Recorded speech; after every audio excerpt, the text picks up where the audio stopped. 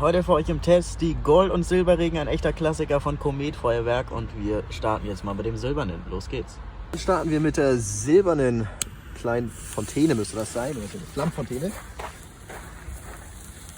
Ein Silberregen, wie schön. Im Schnee. Und dazu gießt direkt den goldenen. Was für eine schöne Kulisse. Jetzt schauen wir mal, was Gold kann. Ja, das ist echt niedlich, wunderschön.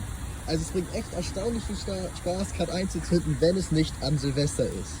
Ja, und die Teile, die werden nie alt. Das Ja, kann Leute. man so sagen. Gerne weiter supporten, danke für den Riesensupport, danke für 100 Abonnenten jetzt, wirklich mega von euch, Dankeschön. Flamme aus.